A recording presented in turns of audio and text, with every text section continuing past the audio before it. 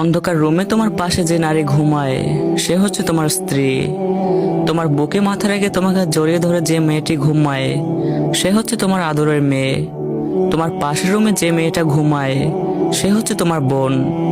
যে নারী তোমার জন্য রাত জেগে কান্না করে, তোমার সুখের জন্য তাহাজ্জুদ পড়ে, সেই নারী হচ্ছে তোমার মা। কই তারাও তো নারী, তাই না? তাদের উপর তো তোমার কখনো ভুলেও খারাপ নজর পড়ে নাই। তোমার বোন তোমার পাশের রুমে একা ঘুমায়, তোমার মেয়ে তোমাকে জড়িয়ে ধরে ঘুমায়। কই তাদের উপর তো কখনো 1% তো খারাপ নজর আসে নাই। কিন্তু দেখো, তারাও তো নারী, তাই না? তো কেন ভাই, তোমার বোনের উপর যদি তোমার খারাপ দৃষ্টি না পড়ে, তাহলে অন্যের বোনের উপর তোমার কেন খারাপ দৃষ্টি পড়বে? তুমি কেন অন্যের বোনের উপর খারাপ দৃষ্টি দাও? তোমার বোনকে তুমি যতটা ভালোবাসো, তোমার মেয়েকে তুমি যতটা ভালোবাসো, তুমি যে মেয়েটার দিকে খারাপ দৃষ্টিতে তাকাও সেও তো কারো না কারো বোন, তাই না? সেও তো কারো না কারো মেয়ে। নারীদেরকে একটু রেসপেক্ট করতে শিখো। হ্যাঁ মানি, কিছু কিছু নারীরা আজকাল অতিরিক্ত খারাপ হয়ে গেছে, হোক না তারা খারাপ, কিন্তু আমরা পুরুষরা আমাদের চিন্তাভাবনা এবং নজর একটু ঠিক করি, তাহলে এই সমাজ থেকে ধর্ষণ নামক শব্দটা একটু হলেও বিলীন হবে। হ্যাঁ, এখানে একটা কথা আছে যে ক্ষুধার্ত বাঘের সামনে যদি মাংস রাখা হয় তাহলে বাঘ কখনো মাংস না খেয়ে থাকতে পারবে? এরকম লজিক অনেকেই দিবে।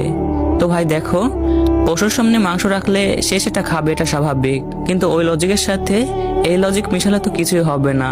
পশুর ক্ষুধা লাগলে খাবে, ওর পরকালে কোনো জান্নাত জাহান্নামের হিসাব নাই। কিন্তু নারীরা তোমার সামনে যদি শর্ট ড্রেসেও আসে বা বোরকা পরেও আসে, তুমি যদি তাদের উপর খারাপ দৃষ্টি দাও তাহলে পরকালে তোমার জন্য একটা হিসাব নিকাশ আছে। আজকের ভিডিওটা মেয়েদের নিয়ে কিছুই বলবো না। তুমি একটা ছেলে হয়ে যদি ভিডিওটা দেখো তাহলে কথাগুলো একটু মাথায় নেওয়ার চেষ্টা করো। তোমার যদি ফিজিক্যাল চাহিদা এতটাই বেশি থাকে তাহলে তুমি হালালে যাও, দরকার হলে অল্প বয়সে জোর করে বিয়ে করো। এতে তোমার চরিত্র ঠিক থাকবে, তোমার চোখের গুনাহ হবে না, এবং একটা নারী ধর্ষণ থেকে বেঁচে যাবে। আর যদি বিয়ের পরও তুমি অন্য নারীদের উপর খারাপ দৃষ্টি দাও, আল্লাহকে বলো যে আল্লাহ, আমার মন থেকে এইসব খারাপ চিন্তা ভাবনা দূর করে দাও। তো কথাগুলো কারো খারাপ লাগলে এজন্য আমি দায়ী নয়, বিকজ কথাগুলো আমি রিয়েল বলছি, তাই না? যদি কারো খারাপ লাগে এখানে তার বোঝার ভুল আছে।